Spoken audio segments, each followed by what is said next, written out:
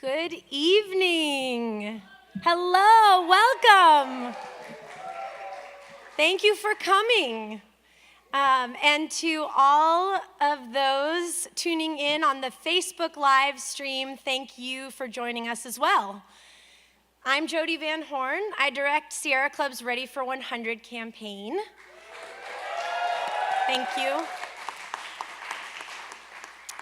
This is a movement of students, businesses, faith leaders, mayors, and community leaders in hundreds of towns and cities across the country who are working to move away from fossil fuels to a more just and fair economy powered entirely by renewable energy.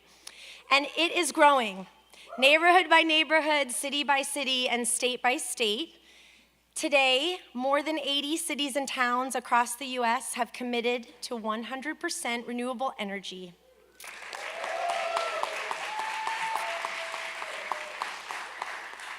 And these communities aren't just changing how our country is powered, they're inspiring us to think differently about what's possible.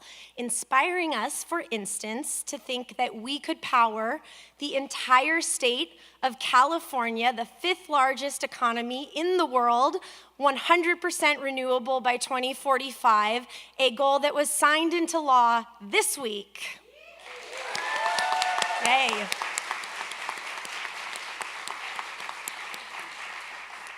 But it's really the vision and the solutions, and indeed the stories of those communities behind the commitments that make 100% possible. Movement at its foundation is always collaboration and partnership, so we are very happy that we share this vision with our partners at Seventh Generation. Together, through our Commit to Clean partnership, we are working to build awareness about bold climate solutions and amplify the many heroes that are behind change happening in communities all across the country. And behind great companies are often great people, so I'm very happy to introduce you to one of those here, CEO of Seventh Generation, Joey Bergstein.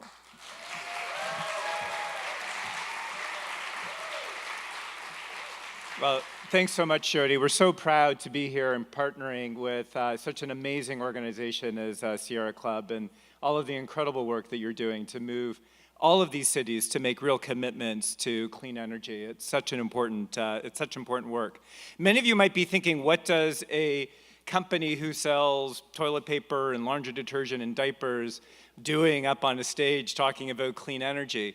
And for us, it's just obvious. We've got a mission which is all about transforming this world into a healthy, sustainable, and equitable place for the next 7 generations. And one of the things that we've really realized is that as much responsibility as we take for the greenhouse gases emitted in the production of our products, that the most greenhouse gases actually come when consumers are using our products.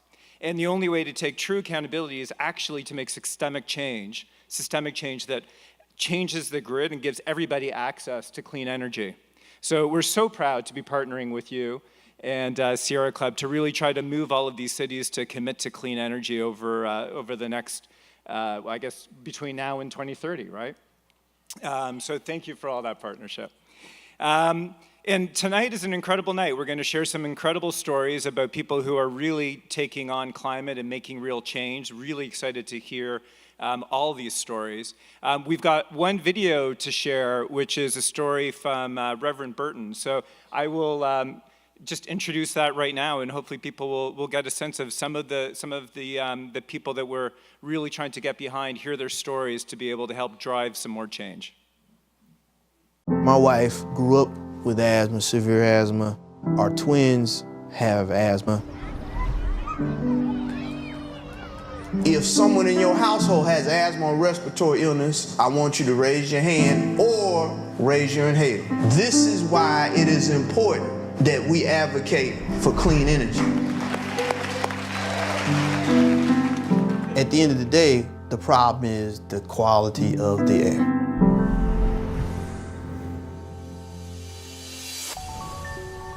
Clean air is a human issue. No one should be arguing with that. We have many signs throughout the city to let you know what the quality of the area is.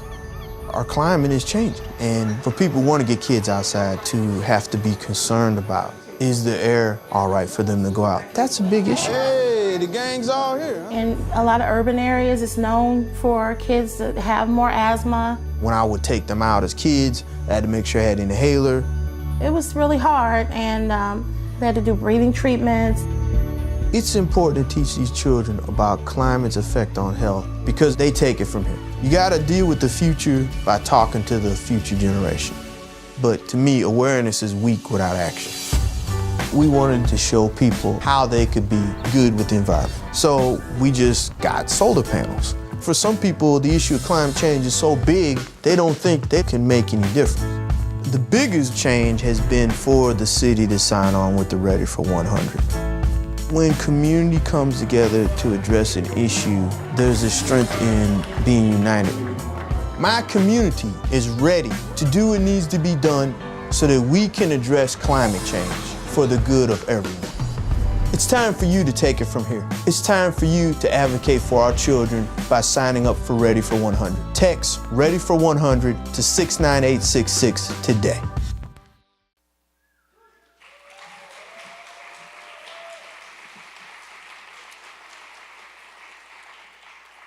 So we are very honored to have 5 leaders like Reverend Burton here tonight, whose vision and whose stories are really among those that are driving this change at the local level all across the country. One of our speakers, unfortunately, is not able to be here. Rawa Garmatsian of Push Buffalo came to San Francisco and had to return to Buffalo to her community because a young man was shot by police, a fatality by a police shooting in her community yesterday.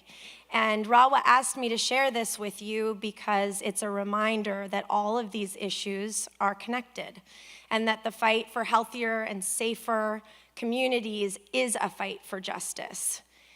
So we're thinking of Rawa tonight, and we miss her very much. I also want to acknowledge and wish safety to all those that are in the path of Hurricane Florence. It is so clear that we need climate justice and that those communities that are closest to the problems are coming up with the most innovative and most equitable solutions to solve them. So we hope that you enjoy these stories tonight. There are many ways to get involved in this movement. We have a lot of partners in the house tonight, and we hope you learn about their work as well. And we hope you join in the conversation tonight by lending your voice to the hashtag #Ready4100. And most importantly, we hope that you enjoy the show. So now, without further ado, I'm going to introduce you to the sassiest lady in the house, a very funny woman from Washington, D.C., but we won't hold that against her. A story coach from Story District, and your MC for the night, Vijai Nathan.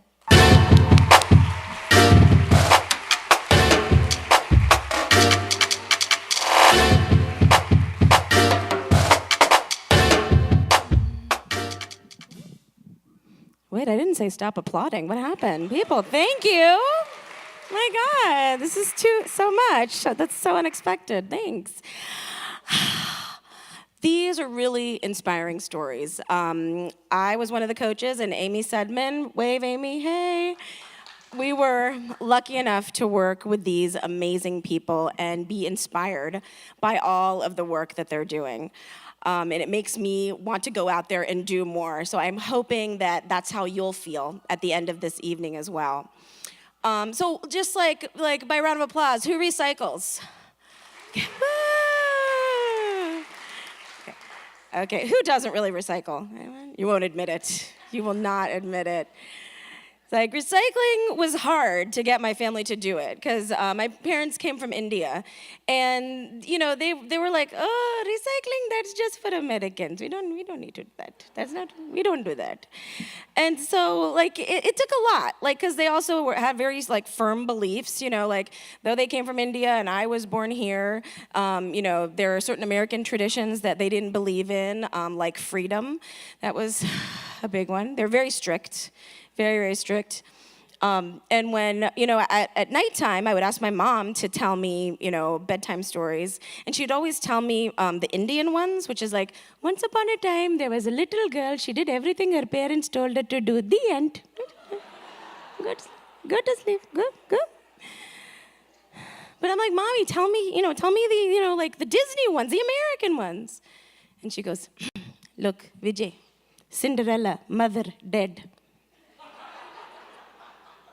Sleeping Beauty, mother dead. Snow White, mother dead. Do you see a pattern here? Are you going to try to kill me? I'm watching you. But, they became more American, got used to things in America, and I educated them a lot about the environment and recycling, and now I've created a monster with my mom. Like, I was just going to throw something away at home. I accidentally threw, like, a yogurt cup into the trash, and she was like, she picks it up, and she's like, do you see the triangle? Do you see this? Okay. You know what happens if you put this in the garbage? It goes into a landfill. And then what happens with that? Then it causes all this global warming, and then all the ice caps melt, and then the sea levels rise, and then you know what happens? All this extreme weather. Are you trying to kill me? I'm watching you. So we are here to celebrate stories of getting ready for 100. Are you guys ready? Yay! Okay, it is my great pleasure to bring up our first storyteller for the evening. Please give a warm, warm welcome to Mayor Greg Lemons from Abita, Louisiana.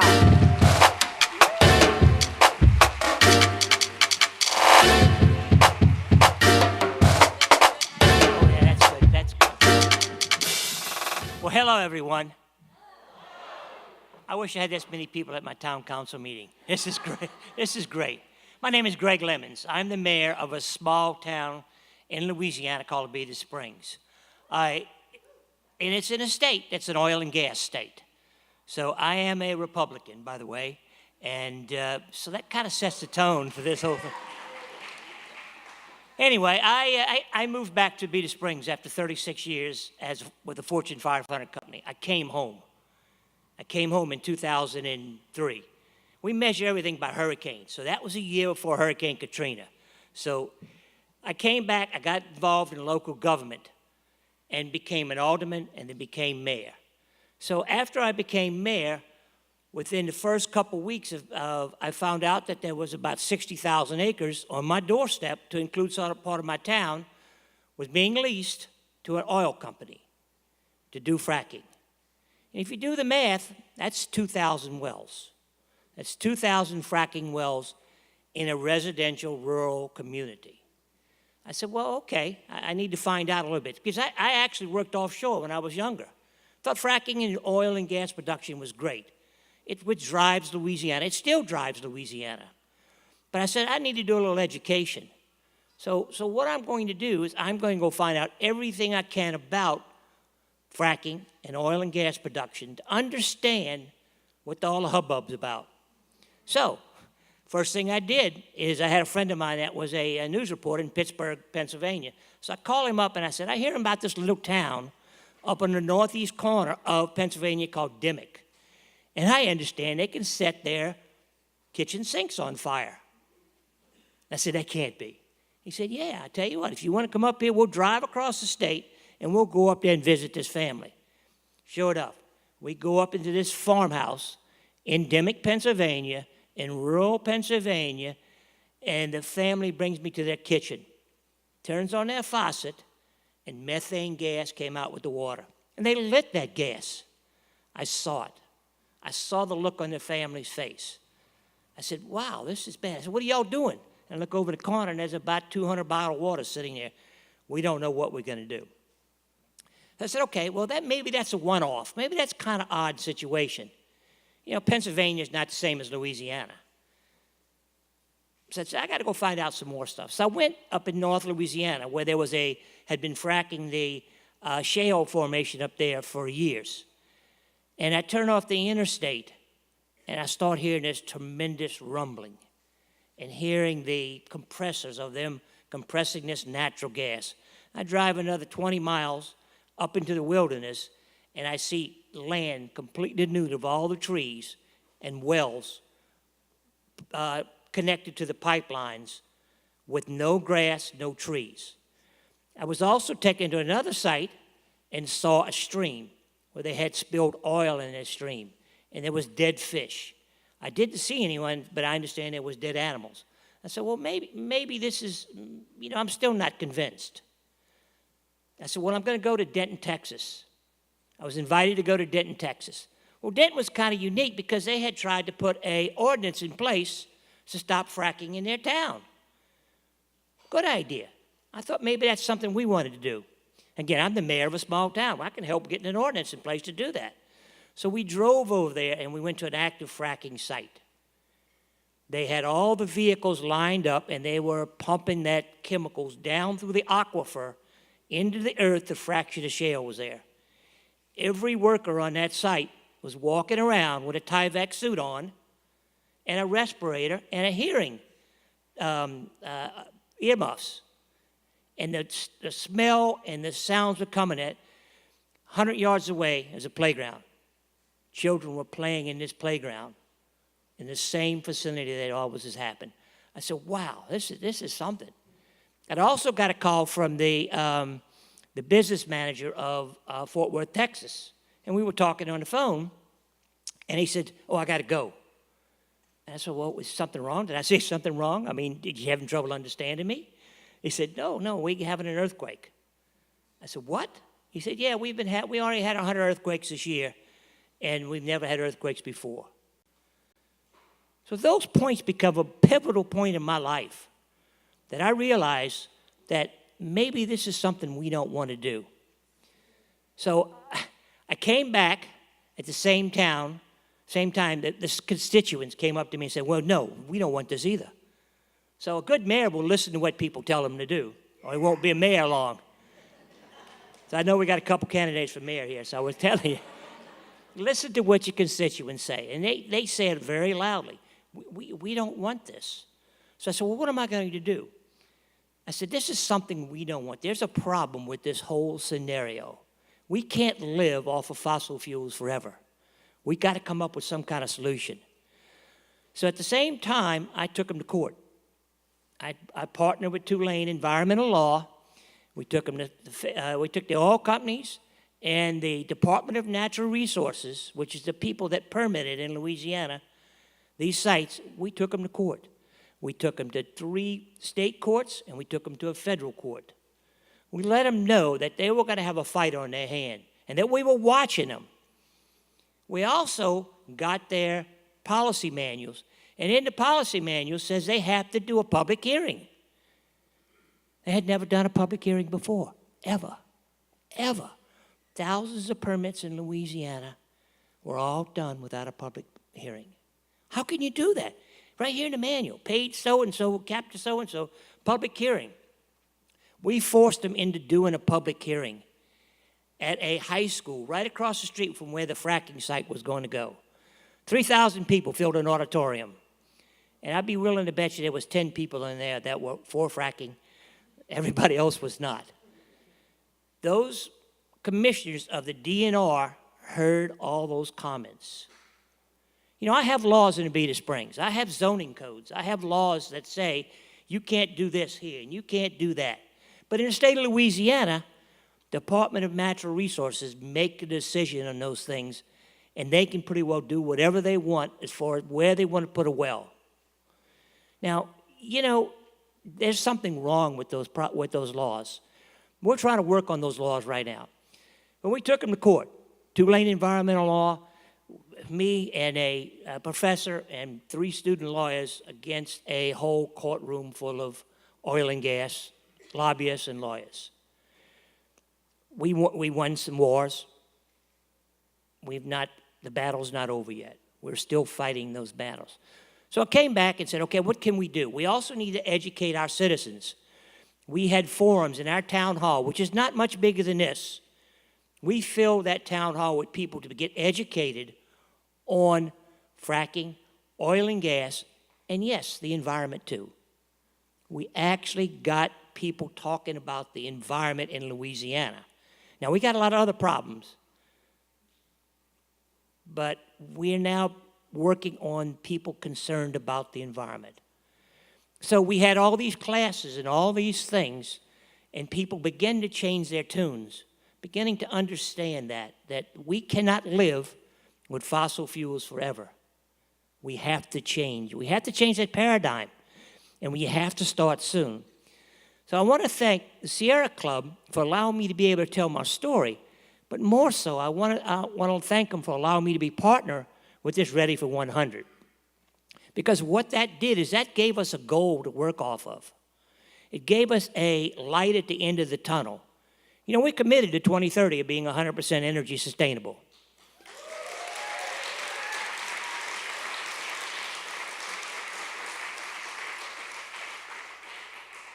Now, what that means in Louisiana, we got a lot of sun down there. That means solar panels. By the end of this year, I will put 188 solar panels on our town hall.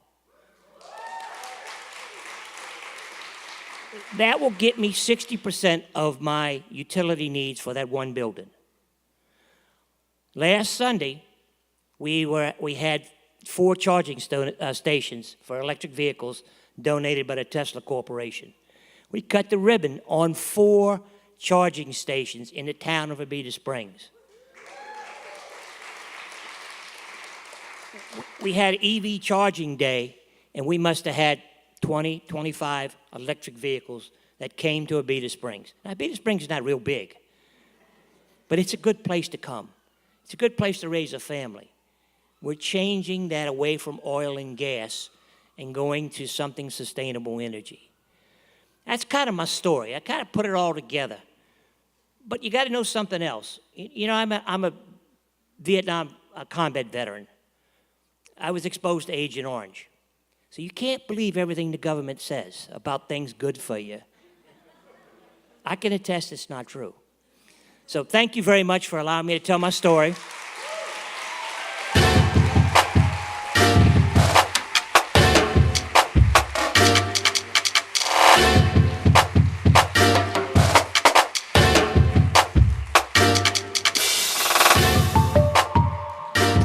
Mayor Lemons. Yeah, right? Who knew that Mayor Lemons would be Sierra Club's brother from another mother? Wow. That's awesome. I really, he seems like the guy that you want, your one phone call if you're, arrested. He just seems like he's going to take care of it, right? No, Mayor Lemons is like, no, I'm not going to do that for you. Okay. All right. For his town, for his people. Okay, coming on stage next, please welcome Mayor Jackie Biskupski from Utah. A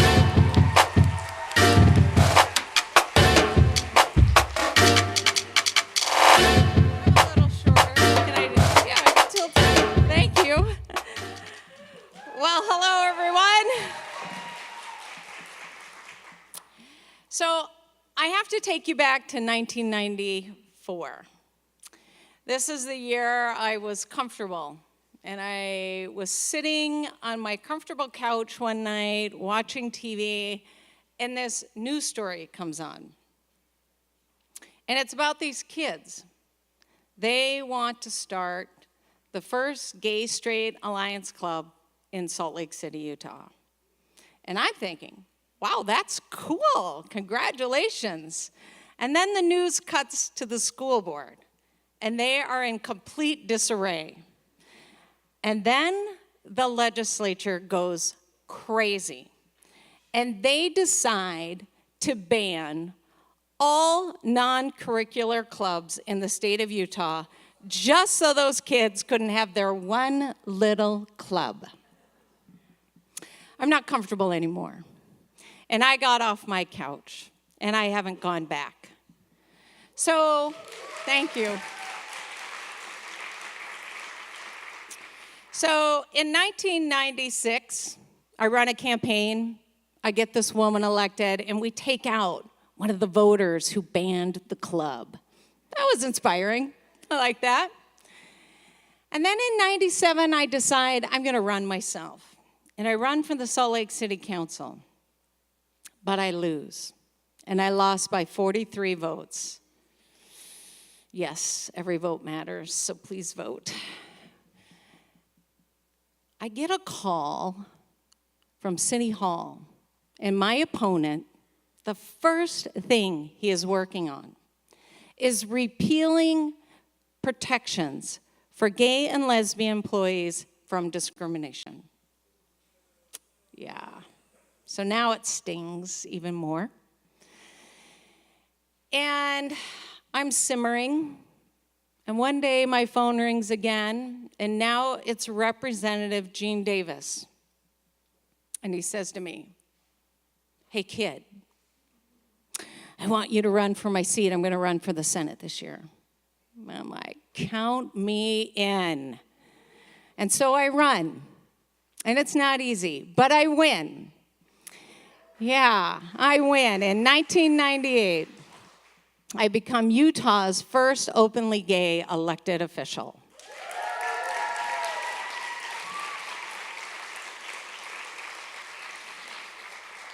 So my tenacity plays out for 13 years on Capitol Hill, and I'm fighting for the environment and humans and equality and social justice issues. But during that window of time, I adopt a son in 2011, and in 2010. So in 2011, I decided I'm going to take a break. I'm going to take a break, spend time with my kid. And when you have a kid, you look at things differently. And I was noticing how bad the air pollution was. And no one was leading on this issue in Utah, and not even in Salt Lake City. And I thought to myself, you know what? It might be time. So I do this poll on the mayor's race, and I do it in 2014. And I sit down with the pollster, and he says, "You can't win." And I'm like, okay, here's your 30 grand. Thank you very much. But then I reach out to a really good friend of mine who's a Republican. And I sit down with him, and we pore over the poll together. And he says, "The issues the people care about are the same things you care about. And if you run, you will win." And so, yes, it's a long shot, but I say yes.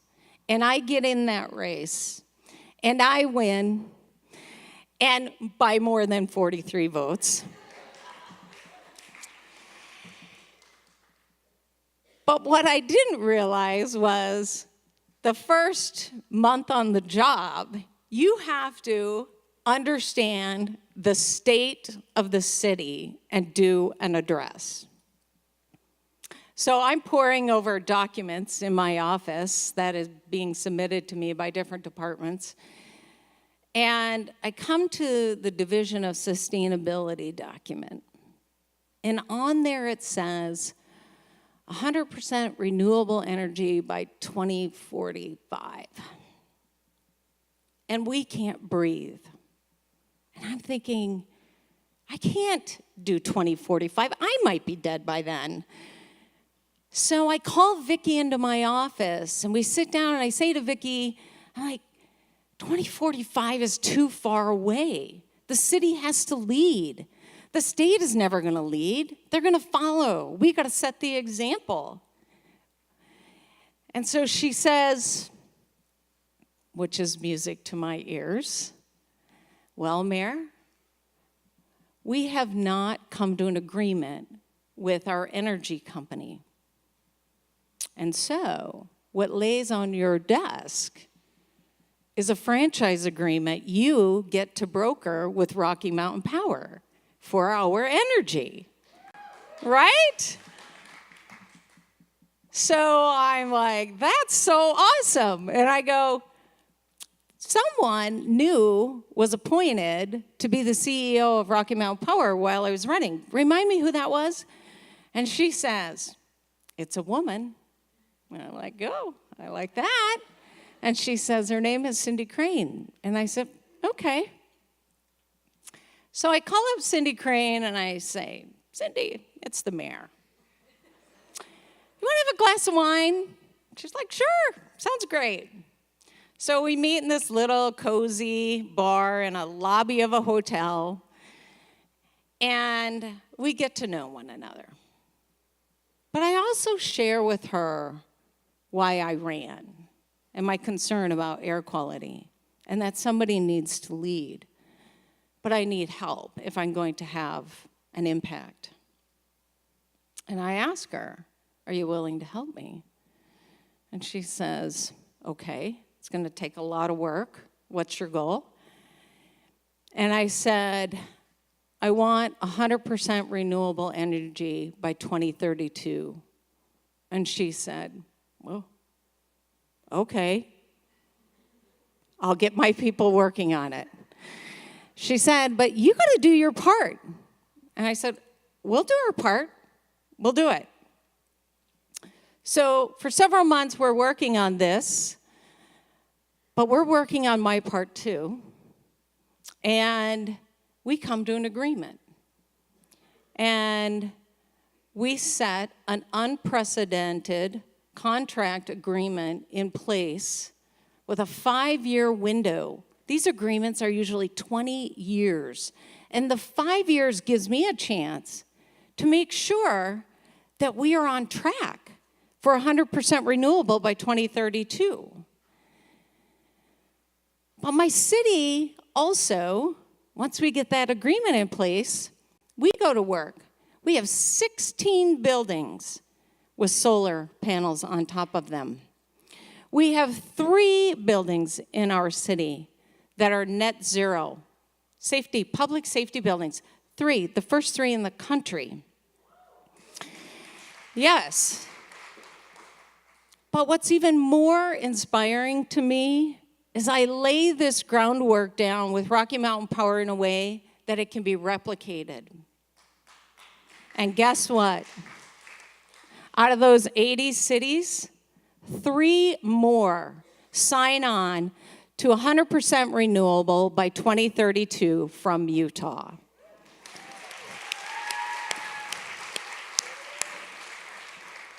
That's awesome. And we are leading, and we will continue to lead. And I am so grateful to Sierra Club for your 100 goal, because it is a trendsetter. And we are on fire, literally, in Salt Lake City right now. Let's not talk about that. But we're going to do this. And I'm so grateful to you. Let's go.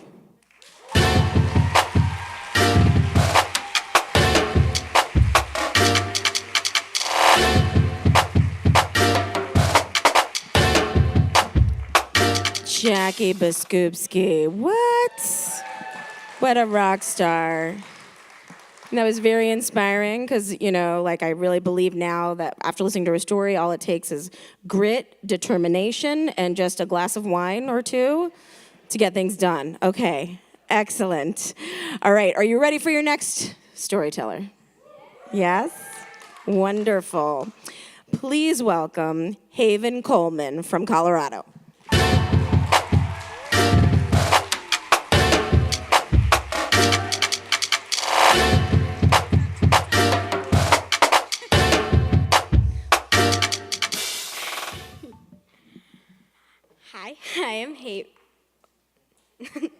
Hi, I am Haven Coleman, and my story starts off with love. I love sloths. They are my favorite animal. They're just so cute, slow, and cuddly, and I just feel like I'm connected to them. They're also endangered. In 2015, when I was in 5th grade, 2016, when I was in 5th grade. I learned that deforestation in the Amazon was hurting the sloths, as well as countless other plants, animals, and people too. And I knew I had to do something, so I asked my parents, and surprise, they didn't know anything. So I went online and found out that all I had to do was buy parts of the rainforest to protect it from deforestation, thus protecting my beloved sloths. But it was $130 per acre. And with leftover Christmas money, I only had $26.43. And I also learned that sloths are independent. They do not like hanging around each other. They live far away from each other. So I would have to buy a lot more land than just an acre. And I didn't have that kind of money. That's when we found out about Al Gore's Climate Reality Project coming to Denver to teach people about how teach people how to be climate reality leaders. Me and my mom applied, and we were accepted.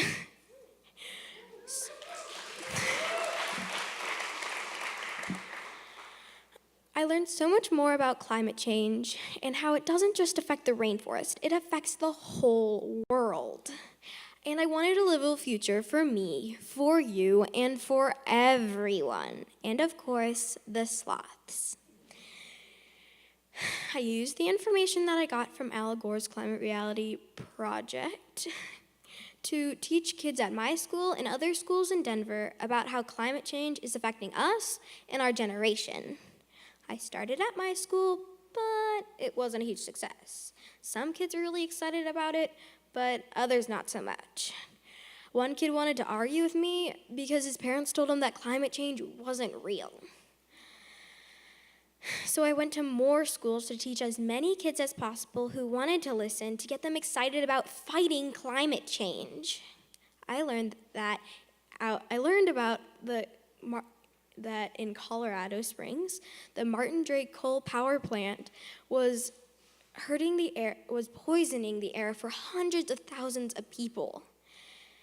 And one day, I was carpooling on a field trip, and we passed by the power plant. One kid said, "Hey, Mom, what's that smoke?" She said, "Oh, honey, that's just steam." And I said, "No, that's poison."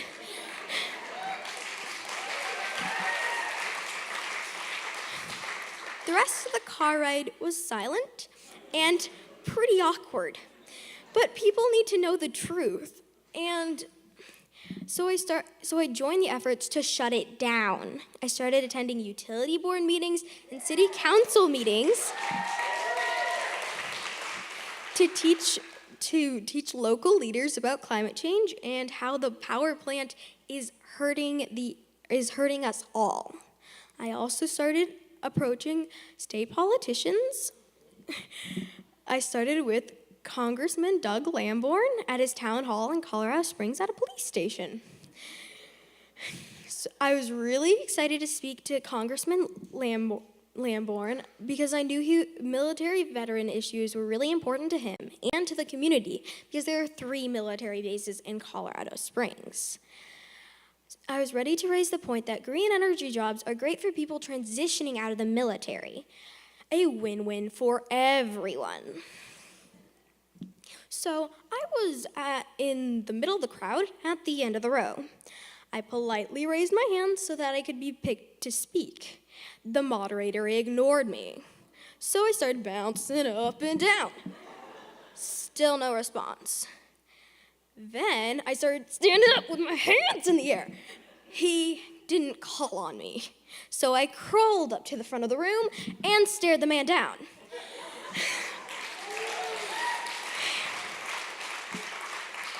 He had to take notice to me. So then he called on me to ask my answer.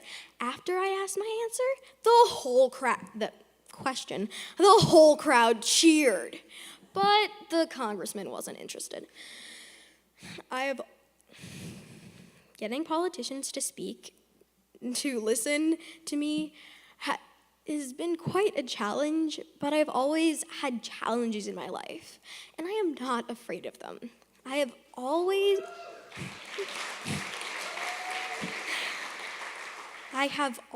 struggled in school.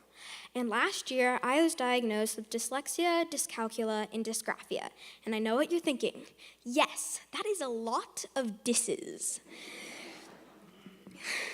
But I learned that my challenges actually help me see problems differently because my brain actually works differently.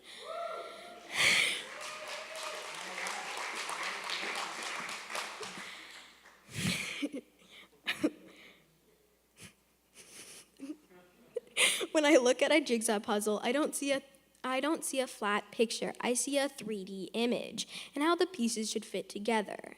I solve problems differently from other people. This helps me seek out new ways to approach and fight climate change.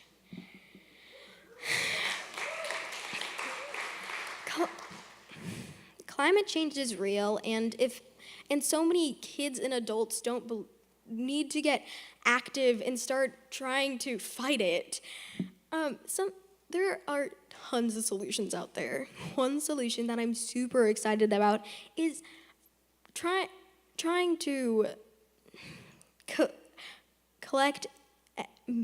generate energy from vibrations from sound. People in London right now are working on a device that can power a cell phone just from talking and walking. But what if we take this idea and make it bigger?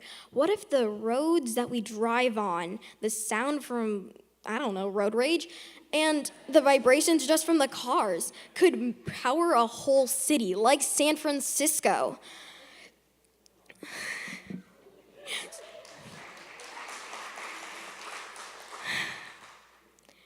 I know it's sort of hard to understand a lot of climate change, but the best way I know how to tell people about it is to relate it to my favorite book series, Harry Potter.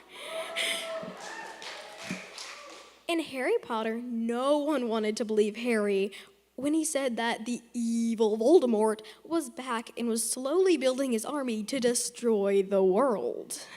All the leaders and politicians tried to keep Harry and his friends quiet and told everyone that they were lying because they didn't believe that Voldemort was back and was going to destroy them all. Climate change is real, and so many people and politicians don't believe it. They discredit those who speak out, and they want climate change to be he who must not be named, so that we will never speak about it again. Climate change is real, and if we don't do something now, it'll only get worse. If we move at a sloth's pace, we will become the endangered species.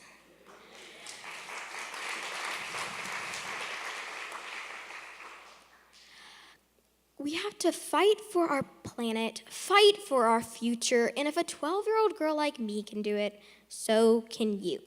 Thank you.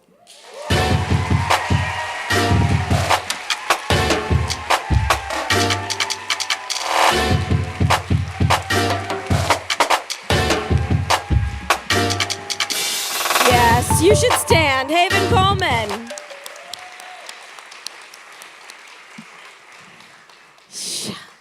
Haven Coleman, 12 years old. I was doing nothing when I was 12 years old. I was thinking about Skittles, Smurfs, and sandwiches. Gosh, okay. We will all do better. Haven, thank you. Thank you so much, Haven, for that story. Okay.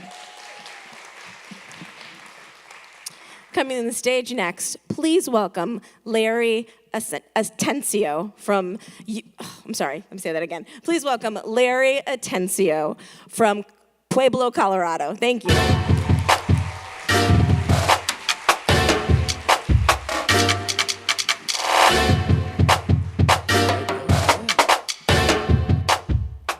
Good evening, everybody. My name is Larry Atencio, and I'm from Pueblo, Colorado. Good old Pueblo.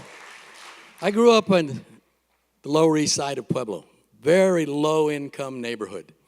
It was a stone's throw, actually, from another low-income neighborhood called Dogpatch. Familiar? Very low-income neighborhoods. In 2017, I was on city council. I sponsored a city council resolution to bring Pueblo to 100% renewable by the year 2035. We did it on a 6-to-1 vote. 6-to-1. That one dissenting vote said, there's no way we could do it, it's going to cost too much, and climate change is a hoax and everything else. You know one of those people, right? We all do. Pueblo is a steel town. It was the Pittsburgh of the West. You could tell it was Pueblo because of the black, thick smoke that was emanating out of all the smokestacks at the mill. You could tell it was Pueblo because you can see the smoke from miles and miles and miles away. But it meant prosperity. It meant jobs. Blue collar, lunch bucket carrying, hard-working Puebloans who loved their steel mill. I worked at the steel mill, and just about everybody else did when I was in college during the summers. 85% of the people who graduated from high school would go to work at the mill or one of the associated industries that fed into the mill. So bringing a 100% resolution was an iffy proposition, but it passed. And I still get questions from a lot of people in town. What do you mean you're doing this? Well, it just so happened that in 1984, the mill almost shut down. We went from a 6,000-man workforce down to less than 1,000. So we had to reinvent ourselves, the city of Pueblo did. We went towards industries that did not pollute. We went towards industries that were clean. So our thinking was starting to change. But I still thought, do I bring this resolution forward?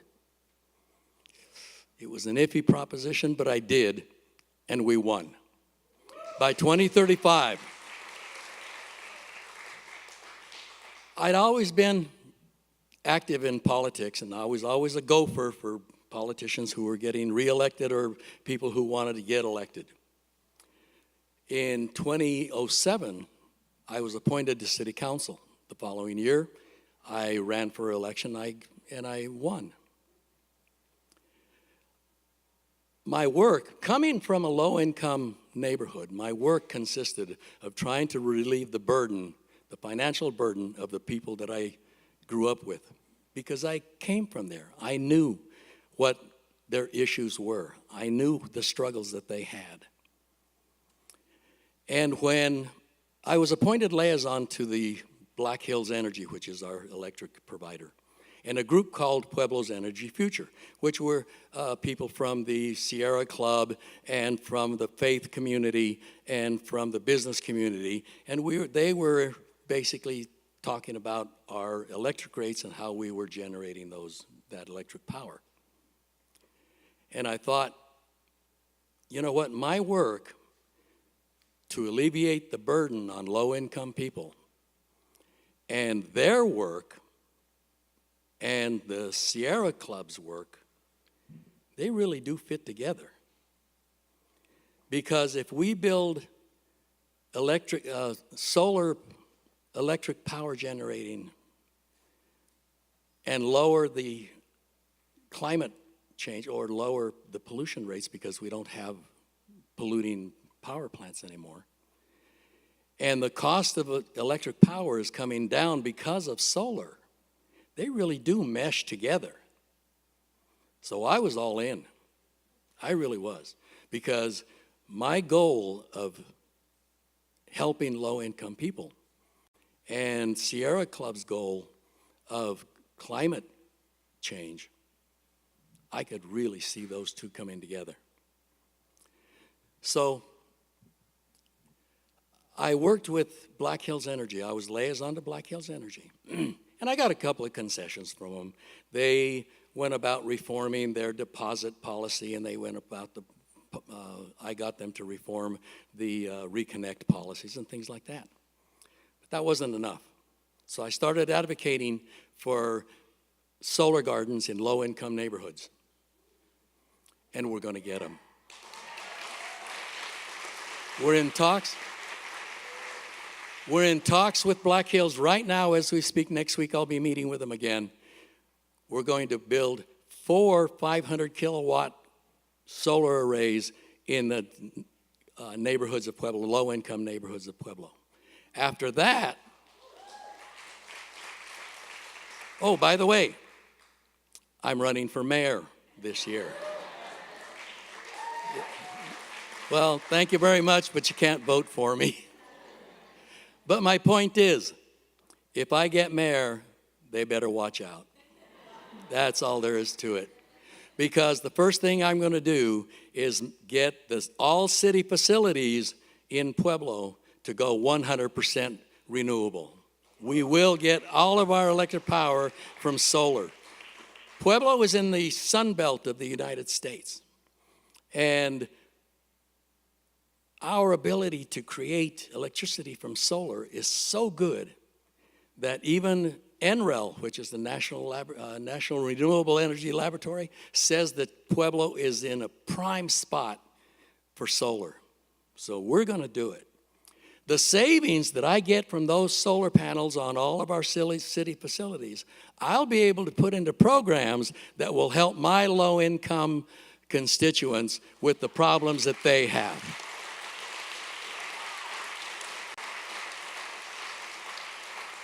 And those solar panels will reduce greenhouse gases, which will help climate change. They go together perfectly, as far as I'm concerned. Pueblo, steel city, steel culture, lunch bucket, blue collar people. Can you imagine those people going 100% renewable? Yeah. They're buying in, they really are. I see a real rosy future for Pueblo. I see a real rosy future for the people of Pueblo, and I see a real rosy future for the people of the United States and the world going 100% renewable. Thank you.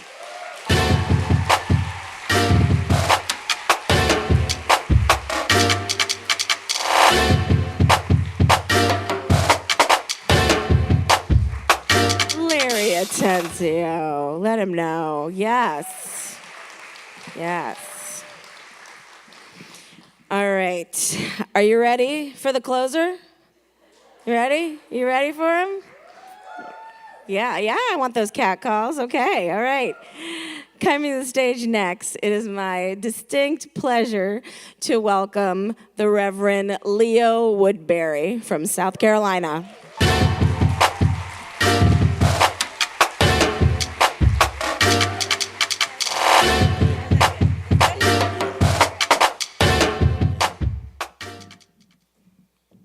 Well, thank you. When I was asked to tell my story,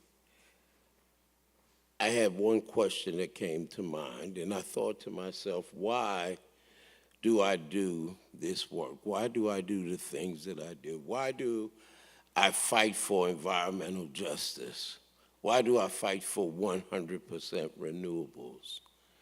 And one of the reasons why I fight is because I remember as a child hearing my grandmother talk about how someone had died because the white ambulance came before the black ambulance came, and the person died waiting on the black ambulance. I do this work because I remember riding down from New York City to visit my grandparents in South Carolina and sitting in the back seat of my dad's big car with my two siblings and eating fried chicken out of a cardboard shoebox and drinking Kool-Aid out of a thermos because we didn't want to stop at a restaurant or at a gas station and perhaps hear the words, "We don't serve your kind." I do this work because we had a mentoring group in Marion, South Carolina, and we did all the traditional stuff that you do with mentoring groups. And one day, someone from the health department gave me a booklet that was a fish advisory. And I looked at the fish advisory and I saw that there were certain types of fish that women of childbearing age and children could only eat certain portions once a week or once a month, or the child might wind up with learning development problems.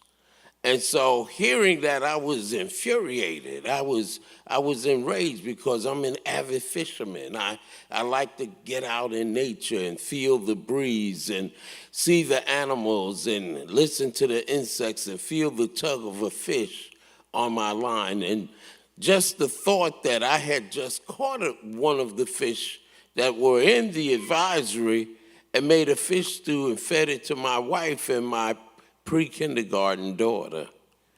And so began to continue to do the work and found out that the mercury came from a coal-fire electric plant. And that began my journey. And I began to find out that our air emissions were not clean, and our waterways had mercury in it, and then we had coal ash ponds, and we had contamination in our air, in our land, in our water. And I continue to work, and one of the reasons why I do this work is because of Miss Annie. Miss Annie was one of my members, and she was a wonderful elder. Nice, sweet woman, lived in a rickety wooden house. And because she was one of those people who worked in our fields and picked picked crops or cleaned our homes, and the people that they worked for never paid into Social Security, so she had to live off an SSI check, and I've never seen one of them larger than $600 a month. And because of that, she couldn't heat her entire home. She had one room that she would heat with an old kerosene heater and another room where she used a wood-burning stove. And when Miss Annie got sick and went in the hospital, they found out that she had pneumonia, what they call walking pneumonia, probably from traveling from one cold room to a warm one, and it was one of the factors that led to her death. I do this work because of the Whitney M. Slater Foundation. Whitney Slater was a young lady who lived between two polluting facilities, and at the age of 19, she wound up with cancer.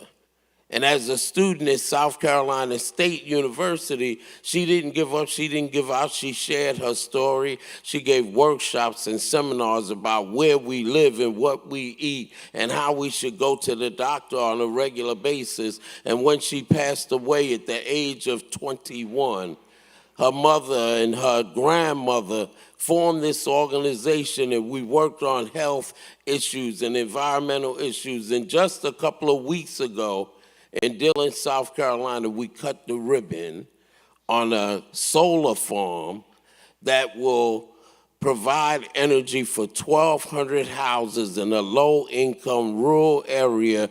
The solar farm is covered in all four directions by soybean farms.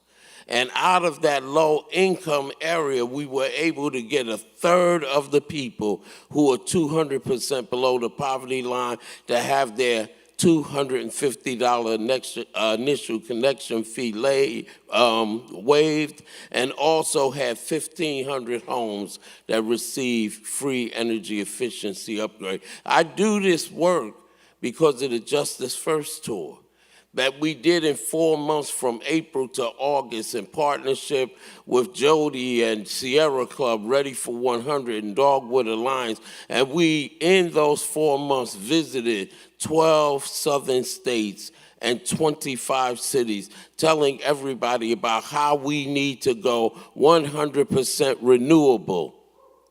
So that,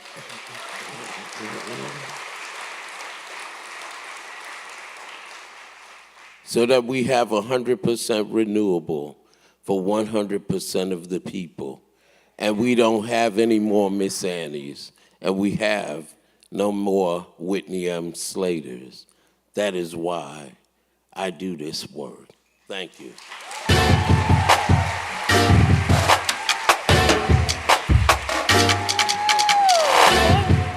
Reverend Woodberry. That was kind of a mic drop, right? Mic drop, boom. All right, I would love to bring our performers back up here for just one final applause. So Haven Coleman, Mayor Lemons, Larry Atencio.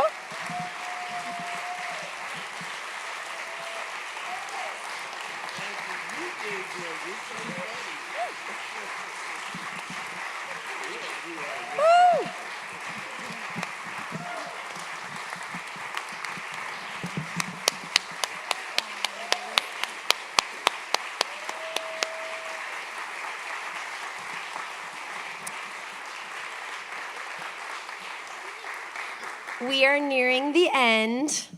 I just want to say a huge thank you to the team at Seventh Generation for your vision, for your partnership, for advocating for the health of our communities and for the next 7 generations. Thank you so much.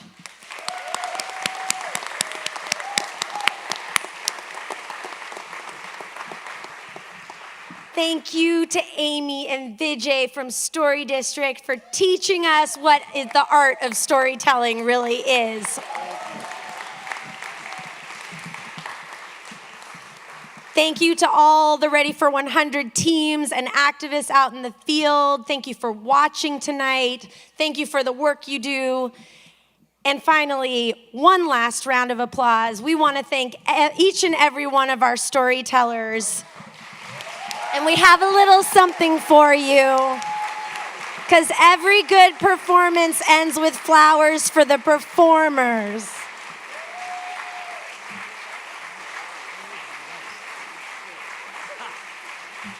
And we have, and this is for you, darling, and this is for Amy. So Mayor Jackie Biskupski had to run off to another Global Climate Action Summit related event. So we'll throw these flowers at the end. Someone can catch them. Thank you all for coming. The bar is about to reopen. So go get yourself a drink and tell each other some stories.